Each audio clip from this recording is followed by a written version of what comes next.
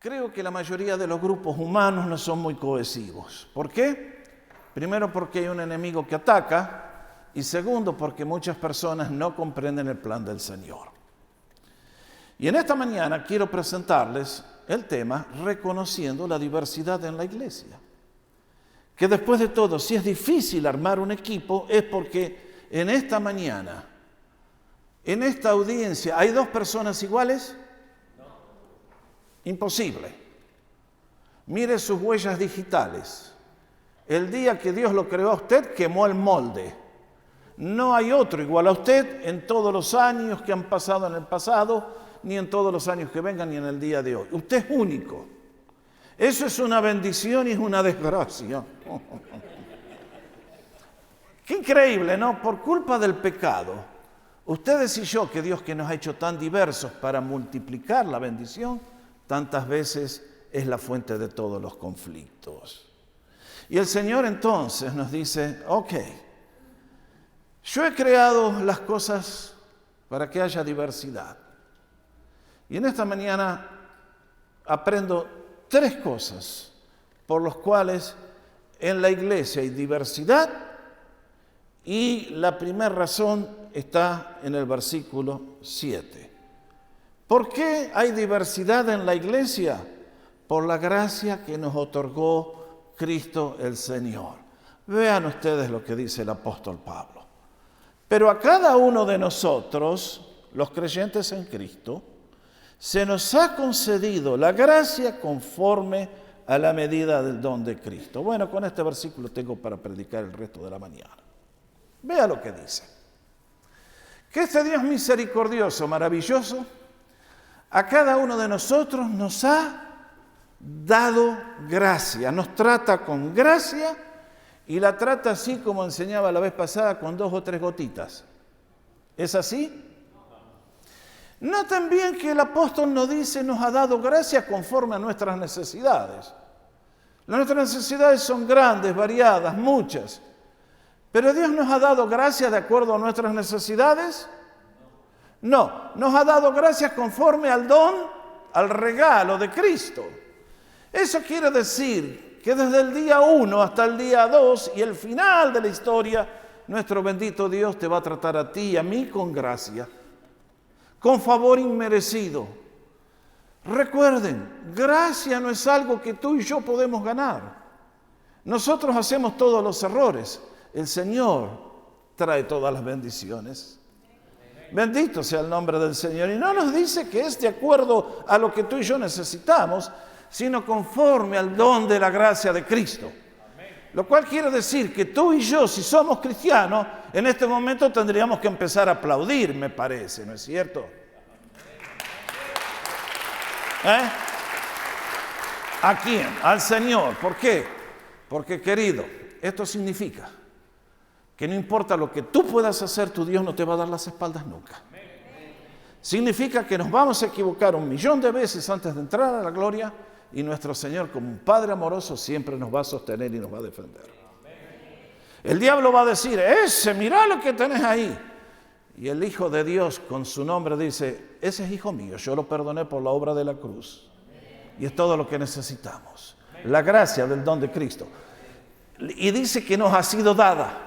Ustedes y yo no la ganamos, la recibimos libremente porque Él es así. Ahora, la segunda razón por la cual hay diversidad en la iglesia es por la victoria de Cristo. Vean ustedes lo que dice en los versículos que siguen, del 8 al 10. Por tanto dice, citando el Salmo 68, 18, subiendo a lo alto, llevó cautiva la cautividad y dio dones a los hombres. Acá el versículo anticipa la obra de Cristo, de que un día en la cruz iba a ser una obra tremenda y que como resultado se iba a acabar el poder satánico y se iba a formar una nueva humanidad que iba a tener la capacidad de los dones que Cristo nos da. Y dice, y eso de que subió, ¿qué es sino que también había descendido primero a las partes más bajas de la tierra? El que descendió es el mismo que también subió por encima de todos los cielos para llenarlo todo. Mis hermanos, acá hay un versículo que nos abre una ventana a un mundo que ustedes y yo no conocemos. Solamente por la revelación de Dios podemos llegar a conocer lo que contiene esta frase. Recuerden, lo vuelvo a reiterar una vez más. Esta iglesia estaban todos metidos en la brujería hasta acá. Y cuando uno lee esta frase, la mayoría de los que escriben libros que no han sido expuestos al mal ni todo lo que hay en este mundo, dicen, bueno, esto debe hablar de que cuando Cristo descendió del cielo y se encarnó para ser nuestro Salvador en la primera Navidad. No, el apóstol no está hablando de eso. El apóstol está hablando en este caso no del día de Belén, del nacimiento del Señor, sino de la obra que Cristo hizo en la cruz del Calvario. Que después que Él murió, ustedes y yo lo repetimos tantas veces en el credo apostólico. ¿Cómo dicen? Padeció bajo Poncio Pilato, fue. Y nuestra traducción popular allá decía descendió a los infiernos. Cuando estudiamos el credo yo les expliqué que el griego dice descendió al Hades. Ahora, ustedes y yo no sé. Yo llevo muchos años en esto y todavía hay cosas que a mí me dejan que no sé ni qué decir ni qué pensar. El segundo mandamiento dice, no te harás imagen, no te harás ídolos, no te inclinarás a ellos ni los adorarás. Y no te vas a hacer ídolo ni de las cosas que están arriba en el cielo, abajo en la tierra y en las aguas debajo de la tierra. ¿Alguien me puede explicar lo que hay en las aguas debajo de la tierra?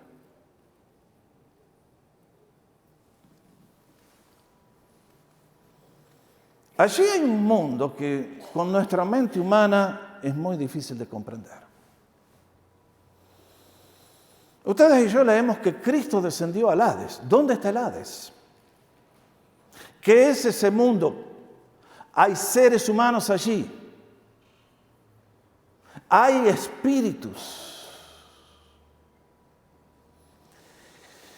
La Biblia apenas nos cuenta. Pero vuelvo a reiterar. Éfeso era una ciudad que la brujería estaba ¿hasta dónde? Hasta acá. La diosa principal visible de la ciudad era Diana. Pero en Éfeso, la que les permitía hacer todos los engaños y la brujería, era una diosa falsa llamada Hecate. No Tecate, eso es otro demonio. En este caso era con H, Hecate o Hecate, no sé cómo lo tendríamos que pronunciar mejor. Y esta diosa era la que invocaban los practicantes de la brujería para hacer sus conjuros y maldiciones. Esta diosa, que no es nada más que un demonio, se decía que tenía las llaves del Hades. Era la que le daba el poder a los brujos para hacer sus negocios, invocando a los muertos, invocando a poderes. Y qué notable, que a ese mundo Cristo descendió para proclamar su victoria. Note bien, me gustaría pasar a la próxima transparencia. Ahí tienen una figura de Hecate. Y lo más notable es que los efesios creían, como hasta el día de hoy se cree, que Hecate es quien tiene miren la mano derecha, ¿qué son esas llaves? Las llaves del Hades, el lugar donde están todos los muertos. Es por eso que entonces uno puede entender por qué el Señor Jesucristo dijo en Apocalipsis 1, ¿cómo dijo? No temas. Yo soy el primero y el último, y el que vivo, y estuve muerto, mas he aquí vivo por los siglos de los siglos. Y tengo. Bendito sea el nombre de Jesús. Amén. Nuestro Señor vino para despojar a esta gente que tiene esclavizado a millones de personas en el día de hoy. Y solamente Él es el que nos puede librar del poder de la ceguera y de las maldiciones satánicas. La gente de la mayoría de estas cosas ni las sabe, ni las cree, viven solamente y no sabe por qué les sale todo mal. No entienden que hay gente que les está trabajando en contra para destruirles. Pero nuestro Señor es el que ascendió, bajó hasta allí, despojó a todas estas cosas. Recuerden que no lo hizo como Dios, lo hizo como hombre, representándote a ti y a mí, y diciéndote de esa manera, tú también tienes posibilidades de luchar contra esos tiranos que te arruinaban y triunfar en el nombre de Jesús. Por eso el Señor nos dice aquí, Pablo, Él cuando subió en la resurrección y ascendió a los cielos, lo llenó todo. Él ya lo tenía por ser Dios, Él lo creó todo. Pero ahora el que asciende es un ser humano de carne y hueso. Con la gran diferencia que en sus manos está lo único que los seres humanos pusimos en el cielo, las marcas de la cruz. Y nuestro bendito Señor es el que, teniendo ahora el control de todo como hombre, y que ha decidido que va a edificar su iglesia, es Él el que ha decidido quiénes le van a servir y en qué función le van a servir. Esta es su obra. Y por lo tanto leemos en los versículos que siguen, a partir del versículo 11, que si hay diversidad en la iglesia, es por la elección que el Señor Jesucristo hace. Y Él no te ha creado a ti y a mí iguales ni idénticos, porque quiere que aprendamos todos en humildad a depender de Él y trabajar juntos en armonía para que su reino avance.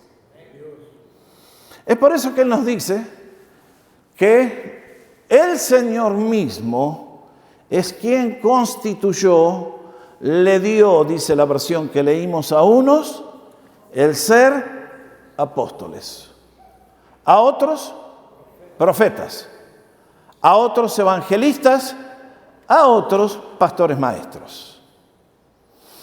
Aquí hay 4 dones y 4 funciones que el Señor escogió para darle a su pueblo.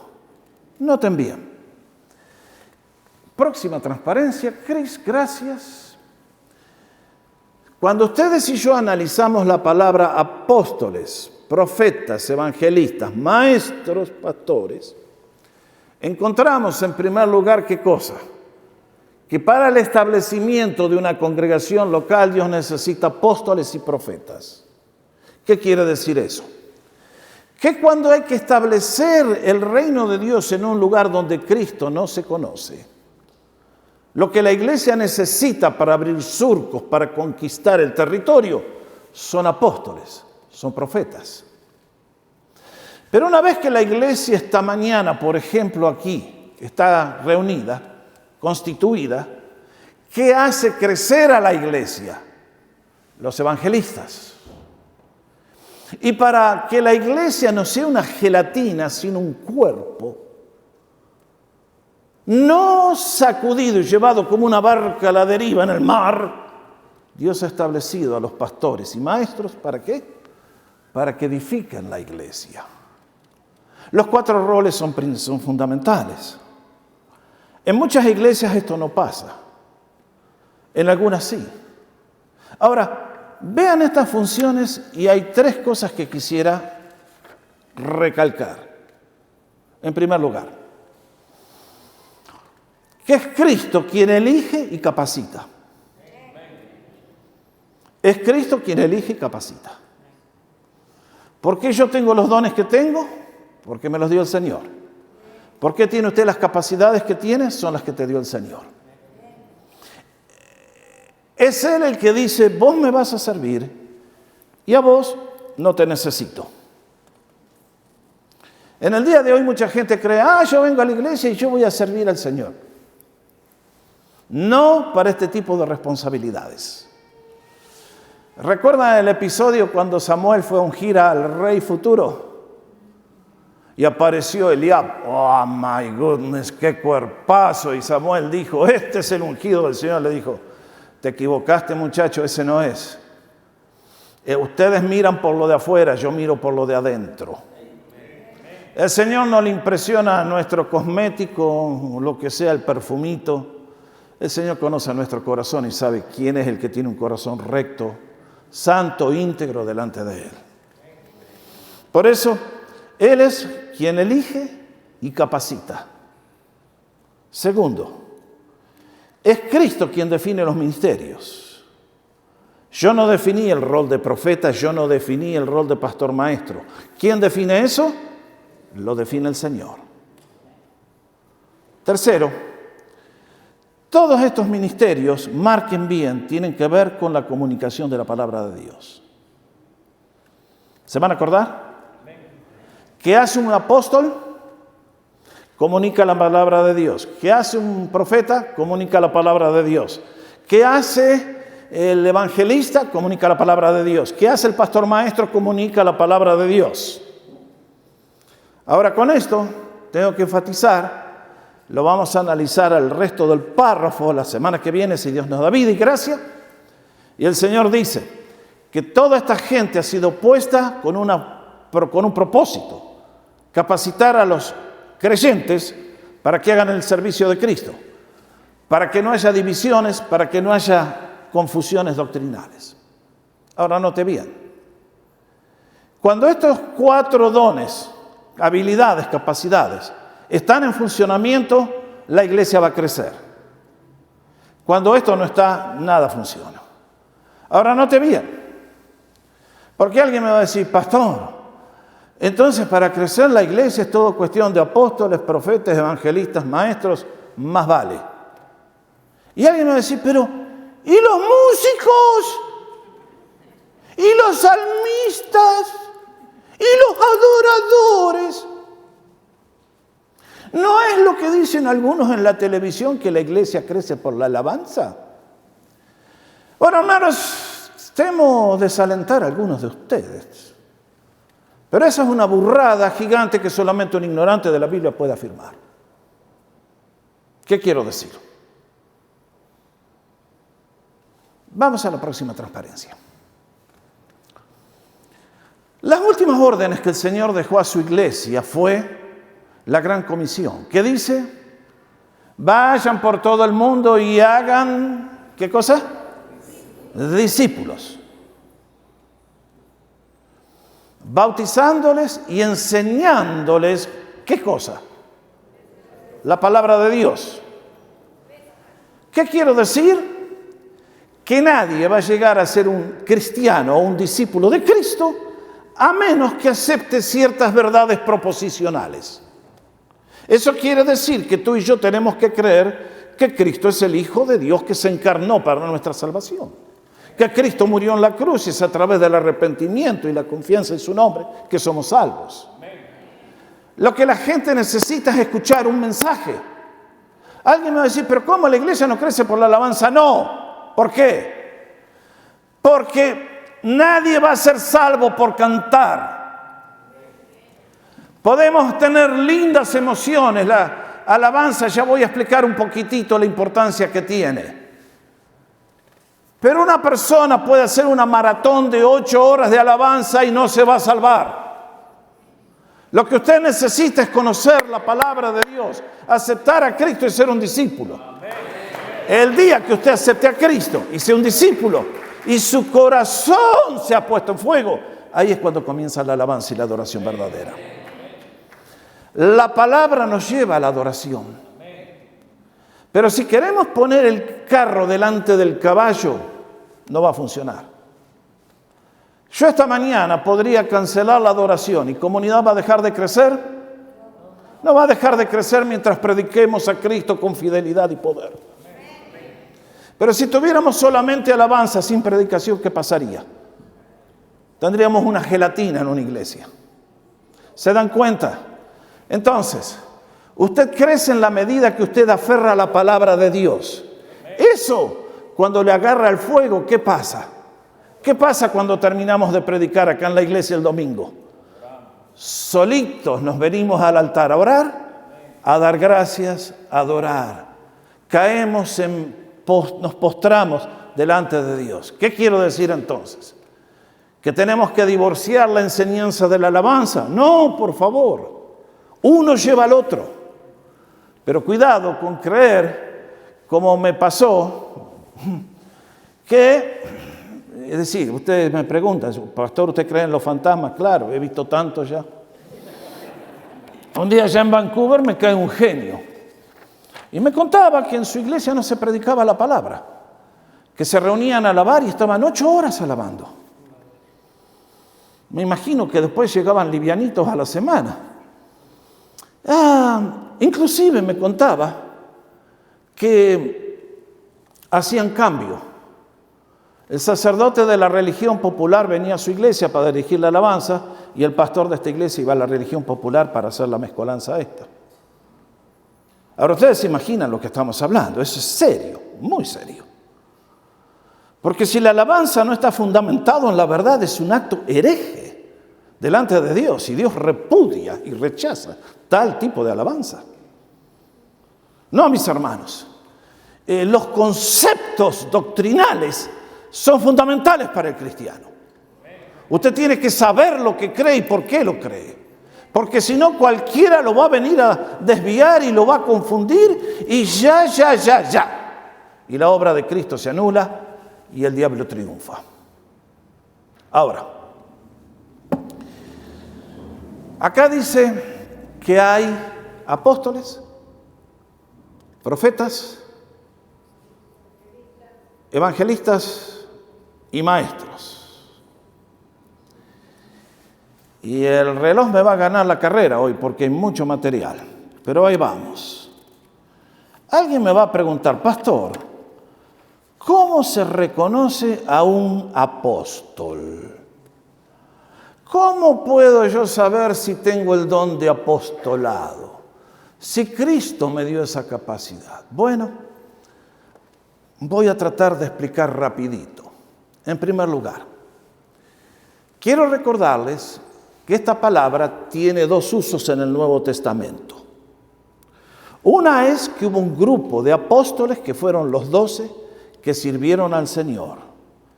Y ellos eran una categoría especial y de este tipo de apóstoles no hay uno solo en el día de hoy. ¿Por qué? Porque ¿cuál era el criterio para establecer un apóstol? En el libro de Hechos encontramos que cuando la iglesia comenzó, o estaba por comenzar, mejor dicho, a Pedro se le ocurrió la idea de reemplazar a Judas y llenar el espacio que había quedado vacante. Y para elegir a alguien, ¿cuál era el criterio? Ustedes y yo leemos. Por tanto, Hechos 1:21, es necesario que de los hombres que nos han acompañado todo el tiempo que el Señor Jesús vivió entre nosotros, comenzando desde el bautismo de Juan, el Bautista, hasta el día en que de entre nosotros Jesús fue recibido arriba al cielo, uno sea constituido testigo con nosotros de su resurrección. Cuando ve este criterio, usted dice, ¿hay apóstoles en el día de hoy que vieron a Cristo resucitar? No hay.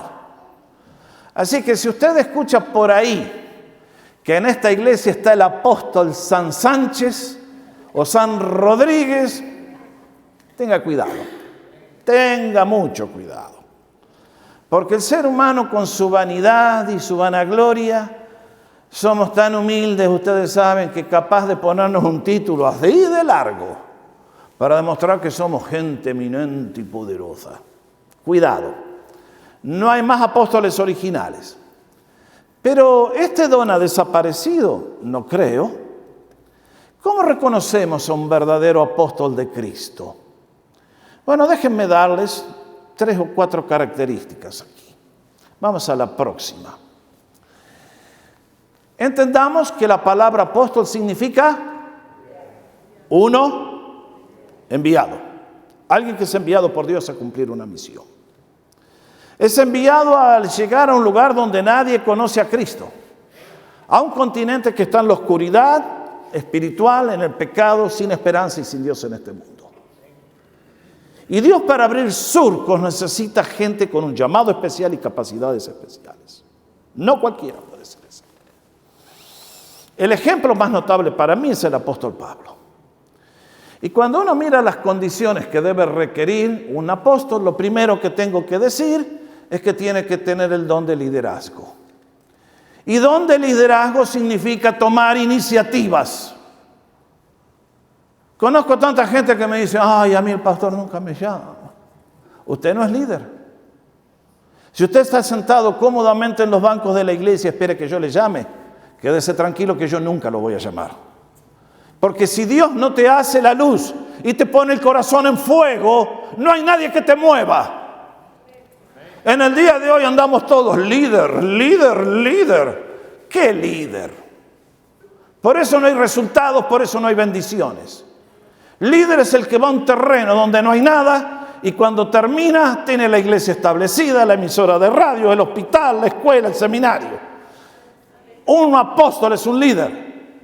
No necesita que nadie lo motive, está motivado porque la gloria de Dios late en su corazón. Por eso en el día de hoy muchos dicen, hay muchos líderes. ¿Qué líderes? Hay gente que tiene un fuego pintado, tiene una camiseta que dice, síganme a mí, soy el líder. Liderazgo tiene que ver con iniciativa. Segundo, tiene que ver con fe. Nunca voy a olvidar el día que llegamos a Vancouver. Empezamos el ministerio con una familia en el living de nuestra casa. Y siempre voy a acordarme de un misionero que llegó y ya teníamos como 40 personas en la casa. Y me llama a mí y a otros 2 hermanos que teníamos más años y me dice, hermanos, ustedes en Vancouver jamás van a poder tener una iglesia hispana. Créanme que doy gracias a Dios por ser sordo. Porque el diablo viene disfrazado de gente que sabe más. Pero el líder escucha la voz de Dios. Y mientras los otros ven montañas, problemas, dificultades, el líder ve a Dios y dice, allá vamos en el nombre de Jesús. Tercero, que en un apóstol hay obras de poder. Un apóstol no es alguien que se conforma con ser cristiano. Es un tipo que tiene el corazón en fuego y quiere la plenitud de Dios para su vida. Y no está conforme nunca. Y le pide al Señor, Señor, ayúdame. No quiero ser un calientabancos. Quiero triunfar en el ministerio y quiero ver multiplicarse la obra y que la iglesia crezca. Es por eso que el Señor de a poco lo comienza a utilizar. Y comienzan a aparecer señales y prodigios y milagros. Y la gente sale de la esclavitud y la gente sale del reino de las tinieblas para venir al reino de la luz y encontrar a Cristo. Básicamente, un apóstol es un líder. De este tipo de ministerio no hay mucho en el día de hoy. Segundo, nos dice además que para edificar la iglesia Dios ha dado profetas. Esto está lindo. Quiero marcarles antes que nada que hay una gran diferencia entre profecía y revelación. ¿Qué quiero decir? Que la revelación de Dios para usted y para mí, de todo lo que tenemos que saber de su voluntad, está completa, sellada, cerrada. Si alguien viene y le dice, mirá, yo fui al cielo y allá descubrí que en el cielo juegan al fútbol, hermano, no le crea, por favor. Eso no es revelación de Dios. Como siempre digo, ay, pero que yo tuve la revelación en un sueño. Sí, comió mucha pizza, hermano, dele, dele. Ustedes saben. ¿Qué quiero decir? Que la profecía está cerrada, la revelación de Dios. Pero hay personas especiales a quien Dios revela de tanto en tanto algo que la iglesia necesita y que usted y yo necesitamos. Absolutamente. El ejemplo lo encuentro en el libro de Hechos. 2 veces aparece Ágabo. ¿Y qué dice? Y levantándose uno de ellos, llamado Agabo, daba a entender por el Espíritu, es quien le está revelando, que vendría una gran hambre en toda la tierra habitada, la cual sucedió en tiempos del emperador Claudio. Mis hermanos, si alguien profetiza del futuro y no se cumple, ¿es un profeta? En el Antiguo Testamento, ¿qué tenían que hacer con los profetas que no se cumplía la profecía? Apedrearlos hasta que morían. En el día de hoy hay mucha gente que se larga a profetizar. Por eso les digo, cuidado mis hermanos a donde se van a meter, no se metan en la boca del león. No se metan en los lugares donde hay peligro. Lo que está en juego es su alma, es su destino eterno. Si una persona va y cree las doctrinas equivocadas, Dios no va a hacer excepción con usted. Dios es celoso. Y digo esto porque, por ejemplo, ven, yo no hablo muy seguido del Apocalipsis. ¿Por qué? Y porque el Apocalipsis es lindo, pero hay muchas cosas que todavía no las vemos. Y hay gente que lee Apocalipsis y se larga a profetizar. Bueno, les voy a mostrar un ejemplo, vean ustedes. En el año 88 apareció en todas las revistas, en todos los diarios este aviso. 88 razones por lo cual el arrebatamiento de la iglesia va a ser en septiembre de 1988. ¿Y qué pasó? ¿Vino el Señor por su iglesia en 1988? No que yo sepa. 30 años más tarde todavía estamos aquí. ¿Quién falló? Este que se las daba de profeta y Dios no le había revelado nada. Ahora, mis hermanos, usted tiene que ser muy cuidadoso. Pero muy cuidadoso. Porque si usted se deja engañar y usted le cree a cualquiera menos al pastor, usted siempre va a ser un bebé que lo van a andar así, ¿no? Se lo llevan para todas partes, ¿eh? Les voy a contar una. ¿Cuál fue la primera canción que cantamos ahora en el culto, David? Ven, es hora de alabarte. ¿Saben quién fue el autor de esa canción? No saben. Yo se las voy a contar. ¿Eh? Un muchacho que compuso esa canción y otras más que nosotros cantamos. Un fiel creyente en Cristo. Que Dios le dio el talento de la música y de la composición. Pero ¿qué pasó? En su hogar tenían 2 niños y nació un tercer niño. Pero venía con síndrome de Down. ¿Me entienden? Son los rasgos, ustedes saben, le decimos otras palabras que no son muy lindas.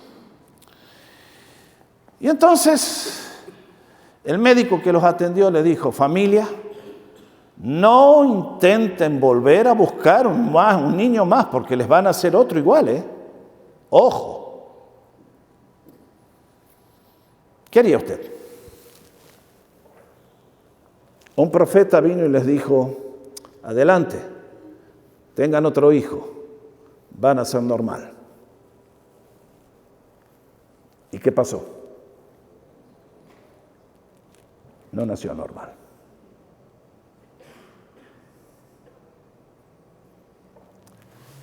Usted lee cosas en la internet, usted tiene el discernimiento para saber lo que está leyendo. Usted dice: vamos allá, que está el gran profeta. Cuidado, cuidado. Mi hermano, no hay territorio más sólido sobre el cual pisar que la palabra de Dios. Pídele a Dios que le revele su voluntad y tenga mucho cuidado. Conocí una hermana que cada decisión que tenía que hacer, allá está el profeta, allá iba a consultarle en lugar de estudiar la Biblia. Hizo decisiones una peor que la otra. Tenga cuidado usted. ¿Para qué ha puesto Dios a esta gente? Para protegerle a usted, que está dando los primeros pasos. Téngale un poquito mejor de confianza a su pastor de vez en cuando. Está trabajando para su bien. Entonces, quiero decir algo más. Y que hay mucho más material para ver, ¿eh? Bueno. ¿Cómo se reconoce un profeta verdadero? El profeta que verdaderamente tiene el don de Dios, alienta al pueblo de Dios y lo bendice. Vean lo que dice 1 Corintios 14. En primer lugar, profetizar no es andar acusando a los hermanos. Esa es la obra del diablo. Y 1 Corintios. Pero el que profetiza habla a los hombres. ¿Para qué? Edificación, exhortación, consolación. Nunca se olvide. Yo he tratado por todos los medios posibles de que usted cada domingo se vaya de aquí con los 4 neumáticos pinchados para enfrentar la semana. ¿Es así? No. Mi deseo es que usted sepa que todos tenemos un problema, pero hay un mensaje de gracia en Cristo. Y esta gracia que te ha dado por toneladas te dice, anda y sirva al Señor con alegría.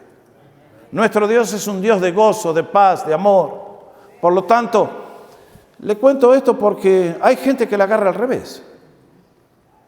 No saben que están sirviendo a Satanás cuando acusan a sus hermanos. Allá en nuestra iglesia en Vancouver, del lado inglés, éramos igual que acá con Lake. De repente apareció un individuo que se ponía de pie en el culto mientras el pastor estaba predicando y empezaba a gritar, el pastor es un hipócrita y todos los que están acá son unos hipócritas y el fuego de Dios va a caer y los va a consumir, sepulcros blanqueados, inmundos. ¿Y usted qué hace con un fulano así? Bueno, si a mí me pasa eso, llamo a los de seguridad, que lo levanten, lo saquen y yo corro atrás y le rompo con un patadón, ya saben qué. Porque nadie me va a venir a traer al diablo en la iglesia en el nombre de la profecía que no puedo controlar el espíritu que viene sobre mí. Dice la palabra de Dios, el espíritu de los profetas está sujeto a los profetas. Si alguien es tan entusiasta que viene a condenar a medio mundo, hágale un favor, dele un buen bife acá y sáquelo. Le va a hacer mucho bien a la iglesia. Aquel hombre desapareció, gracias a Dios. Un domingo se levantó a decir, el Señor me reveló que Vancouver va a ser muerta en un tsunami y toda la ciudad va a ser sepultada en el agua esta semana. ¿Ustedes escucharon del tsunami en Vancouver?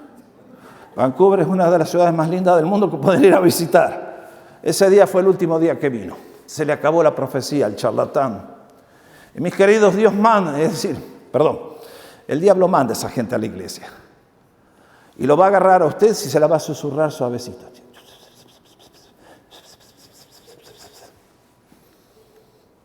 Ojo, mis hermanos, no sea niño en Cristo. Bueno. Hay mucho para hablar todavía. Me faltan, ¿cuántos? Los evangelistas, los pastores maestros. Y el reloj marca el gran tirano. Alguien me va a decir, pastor, vamos a los desafíos contemporáneos, Cris. Me quedan 2 puntos que en todo caso se los explico la semana que viene, porque no quiero abusar de vuestra paciencia y de vuestro amor hacia mi persona y hacia la palabra del Señor. Desafíos contemporáneos. Alguien me va a preguntar, pastor, ¿cómo puede una persona llegar a ser un apóstol, un profeta, un evangelista, un pastor maestro? ¿Hay universidades que ofrezcan esos títulos? No, no hay. A estas capacidades se llegan porque Dios le ha dado el talento a una persona. Pero note bien, alguien me va a preguntar, ¿y cómo sé yo si tengo el talento o el llamado a ser un apóstol? Le contesto la pregunta. Dios no le da a ningún creyente los dones en la forma de un roble, sino en la forma de una semillita. Y te dice, desarrolla esa semilla. trabaja, métele, hacela crecer. Lleva tiempo. Pero entonces, yo estoy orando para que en comunidad se levanten muchos más personas con estas habilidades. Alguien me está escuchando esta mañana y me dice, pastor, ¿soy yo uno de ellos? De usted depende. Yo no sé si Dios le ha llamado, pero para corroborar el llamado de Dios, déjeme decirle, haga estas 3 cosas. 3, y con esto concluimos. Primero, tome la decisión crucial. Tome la decisión crucial. ¿Cuál es ella? Esto lo pongo muchas veces en mi libro de liderazgo. La ruta hacia el liderazgo efectivo comienza tomando la decisión que yo anhelo recibir todo lo que Dios tiene preparado para mí. ¿Se va a acordar? Hay gente que se conforma y yo me conformo con poner una band-aid sobre una herida. No, yo quiero ser cirujano que trasplanta corazones. Ese es el espíritu. Es alguien que dice, Señor, tú me llamaste a tu reino, a tu gloria. Me das dones, me das oportunidades en la vida. Señor, yo quiero lo mejor de ti, quiero darte lo mejor a ti. Quiero que me utilices de la manera más completa posible. Así se comienza la ruta a la efectividad. En todas las profesiones y mucho más en el servicio a Dios. Por lo tanto, en esta mañana, al alentarles a todos ustedes, mi oración es que acá se levantaran muchos apóstoles, profetas, evangelistas, pastores, maestros. Están aquí, puede ser. Tú lo tienes que descubrir. Es tu gran challenge, es tu gran desafío. Es lo más lindo que hay en la vida. Segundo, desarrolle el espíritu de aprendizaje. A toda esta gente que Dios llama le tiene que gustar el estudio. Si a alguien no le gustan los libros, nunca va a ser ni apóstol, ni profeta, ni pastor, maestro, ni nada. Porque lo que usted tiene que comunicar es la palabra de Dios. Y la palabra de Dios hay que estudiarla. No viene de... No. Hay que darle, darle, darle, darle, darle. Toda esta información que yo les compartí esta mañana de Jecate, los desafío a cualquiera de ustedes que vayan a buscar todos los libros que quieran, que comentan este párrafo y no la van a encontrar. ¿Por qué? Porque mucha gente ni sabe de lo que escribe, ni de lo que cómo es el mundo. Y requiere la gracia de Dios y la iluminación de Dios tantas veces para llegar a un lugar que Él es el que nos muestra. Por acá va la cosa, Jorge, seguí por ahí que te estoy mostrando. Requiere estudio. A mí hay gente que me dice, pastor, usted está ungido. No te creo, no me digas eso. Porque nadie tiene el unciómetro para medir la unción del pastor. Yo lo que voy a apreciar es que me diga, pastor, se nota que usted estudia, ¿eh? En eso sí la vas a pegar y yo te voy a decir, gracias, sos inteligente, te diste cuenta, va. Porque hay muchos pastores que no estudian. Y yo te digo, si quieres ser útil en las manos de Dios, procura ser el mejor maestro de Biblia que hay en el mundo, pero sin compararte con nadie, porque eso es pecado. Lo que quiero decir es, dale a Dios tu mente y dale a Dios tus capacidades y pídele a Él que te utilice. Porque si no lo haces, como dije, por ahí un día leí la frase, quien deja de estudiar hoy, muere mañana. Tercero, comienza a servir. Estando sentado en las tribunas, nadie gana el partido, nadie gana la carrera de atletismo. Si usted quiere que Dios le utilice, vea la gloria de Dios, comienza a servir. No espere que el pastor le llame, eso es una mentira del diablo, hermano. Dese cuenta, sáquese los pañales una vez. Voluntariamente digan, ¿qué me necesitan? Quiero servir a Dios. Y entonces Dios lo va a comenzar a utilizar. Pero a los espectadores Dios le dice, quédate en la tribuna, hijo, nomás, ahí, calenta bancos y hasta que te mueras. No, usted no va a ser así. Usted va a decir, ¿en qué puedo servir, pastor? ¿En qué puedo ayudar a la iglesia? Deme algo para hacer. Si tengo que limpiar los baños, lo hago con alegría para Cristo. Así es como yo empecé a servir a Dios. En la iglesia donde yo estaba no teníamos custodians y janitorial service. ¿Qué es janitorial service? Para hacer la escuela dominical teníamos que levantar esos bancos y darlos vueltas y ponerlos mirando para el otro. Y ahí dábamos las clases. Eran 8 clases adentro del salón. Y los ancianos miraban bien quién era el que se ofrecía y quién era el que no se ofrecía. Y después decían, míralo a este tipo sí que la tiene, abrirle la puerta. Y este otro, no, este es un niño fifí, tiene manos delicadas. Si se le paspan las manos con el agua fría no viene.